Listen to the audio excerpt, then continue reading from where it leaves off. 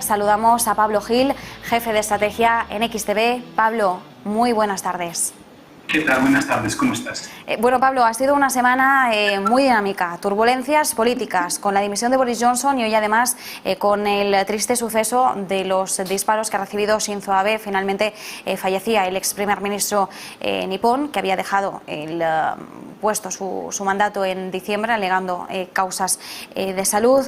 También con una semana muy agitada en el plano de los bancos centrales. Teníamos las actas de la FED el miércoles, minutas del Banco Central Europeo ayer, en una semana en la que hemos visto una nueva inversión de la curva de tipos. Hoy, con la referencia de ese dato de creación de empleo, de nóminas no agrícolas en Estados Unidos. No sé, con tantas referencias, ¿por dónde quieres empezar, Pablo?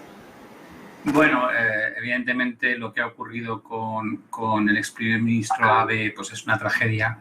Siempre que vemos estas cosas pues nos recuerda pues que hay gente que está muy mal, porque la verdad que ocurren estas cosas me parecen increíbles. A efectos de impacto en los mercados yo creo que hay muy poquito que mencionar porque como habéis visto ni ha habido una reacción en el yen ni ha habido una reacción en el Nikkei.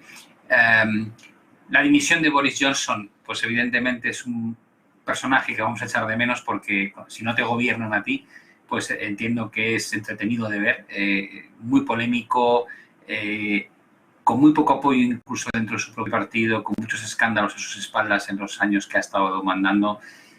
Creo que no va a cambiar mucho la política e incluso me da la sensación de que le va a dar cierto sosiego, ¿no?, a Reino Unido el hecho de que no sea Boris Johnson el que encabece como primer ministro el gobierno, con lo cual casi le daría una lectura positiva si es que se puede dar alguna. Por el lado de las actas de los bancos centrales que preguntas, pues mira, lo que más llama la atención es que creo que menciona recesión en una ocasión las actas y en 90 ocasiones referencias a la inflación. ¿Qué quiere eso decir? Bueno, pues que en este momento la Reserva Federal está totalmente concentrada en conseguir que remitan las presiones de inflación. No ven riesgo de recesión y si lo ven, lo están ocultando muy bien. He leído algunas declaraciones de Bullard diciendo que, bueno, que los modelos, imagino que haciendo referencia al modelo de la FED de Nueva York o la FED de Atlanta, pues que los modelos son los modelos, ¿no? Y que realmente pues tampoco tiene una capacidad de predicción, un poco como mofándose, ¿no?, de esta idea de que podíamos estar en recesión técnica tal y como indica ya el modelo de la Reserva Federal de Atlanta.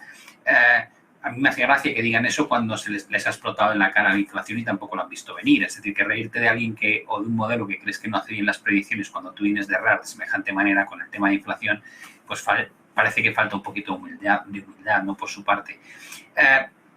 Da la sensación que con los datos que hemos visto, 0,75% de subida de tipo sigue siendo la opción más probable, pero la semana que viene se publican datos de IPC en Estados Unidos y va a ser muy, muy relevante por si acaso se desvía de la previsión. Se espera 8,7 a nivel general.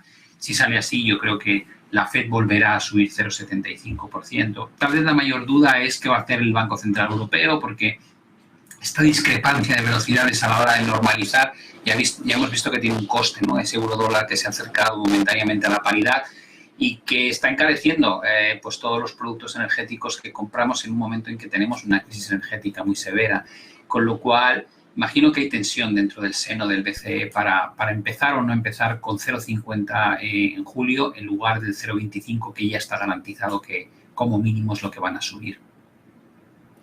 Mientras tenemos todas esas referencias, Pablo, también nos hacíamos eco de las palabras de Klaas Knot, uno de los grandes halcones dentro del Banco Central Europeo, que en resumidas cuentas pedía sacrificar el crecimiento económico. Decía que en un mundo idílico, evidentemente, pues se intentaría frenar la inflación mientras se intenta impulsar también el crecimiento económico. Sin embargo, dicen, no estamos en un mundo idílico, esto no es posible mantener las dos cosas, así que entre estimular la economía o reducir la inflación, dice que el Banco Central Europeo debe elegir atajar esa inflación. También es uno de los defensores de que el Banco Central Europeo suba en 50 puntos básicos de una tacada los tipos de interés. ¿Cómo debemos analizar e interpretar las palabras de Knot?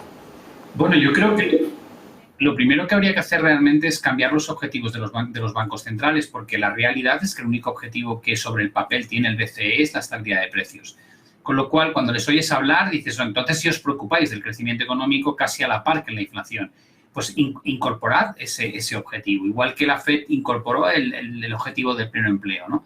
Lo que me parece ridículo es que muchos bancos centrales van con la idea de solo tenemos que controlar la estabilidad de precios o la inflación en el 2% y luego no es verdad, luego están preocupados de otras muchas cosas. Yo creo que los mercados, por ejemplo, es una cosa que les preocupa mucho. No tanto que la bolsa pueda bajar, sino que se desate una inestabilidad financiera.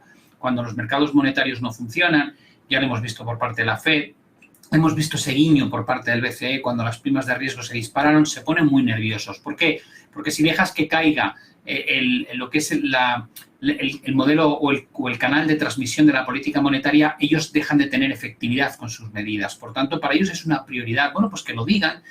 Vamos a controlar la inestabilidad financiera y es un objetivo nuestro. Entonces, lo tendríamos todos mucho más claro a qué jugamos.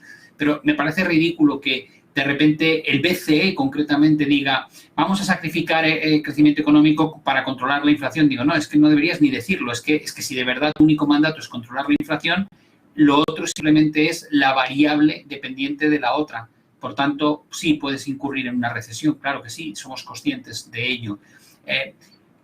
Creo que los bancos centrales hoy, por primera vez en mucho tiempo, te están mandando este mensaje que tú dices, ¿no?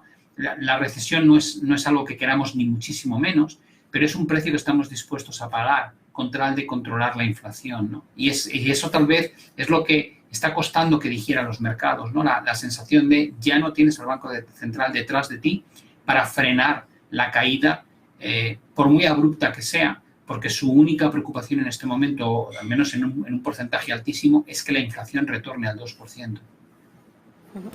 Y por otro lado, ¿cuál es la lectura que podemos hacer del dato de empleo en Estados Unidos? Hemos visto a un Joe Biden muy orgulloso diciendo que ha sido la creación de empleo más robusta y más rápida en la historia de Estados Unidos. Vemos cómo la creación de nóminas no agrícolas ha sorprendido, ha sido mejor de lo esperado en esas 372.000 en el mes de junio. También vemos cómo un mes más se mantiene la tasa de desempleo en el 3,6%, pero hablábamos de cómo estamos viendo cierto retroceso, por ejemplo, en la tasa de participación, que podría ser la nota negativa de esa lectura del mercado laboral estadounidense.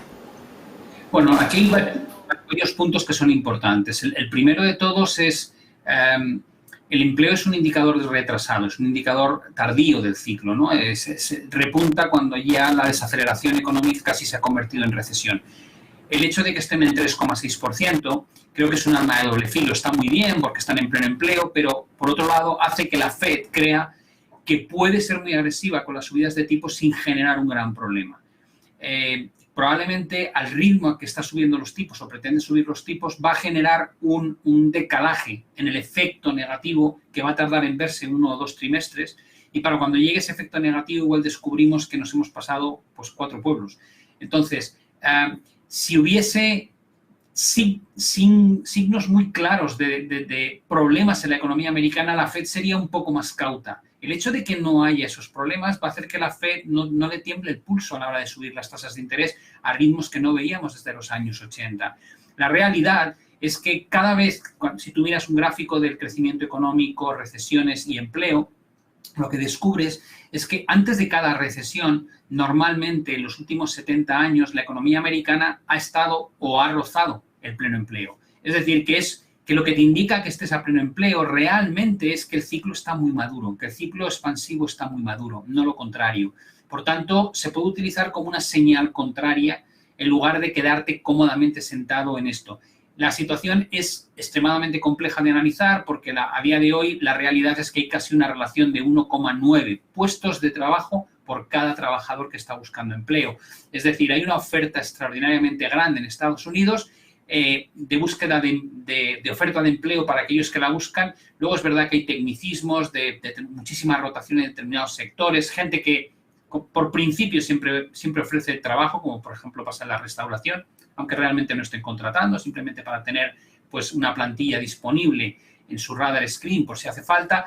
Pero la realidad es que hoy por hoy el empleo no deberíamos pensar que va a deteriorarse, salvo que mucho antes veamos un colapso en el crecimiento económico. Por tanto, yo creo que esto lo único que va a hacer es afianzar la confianza de la Fed para que siga subiendo tasas de interés durante el resto del año.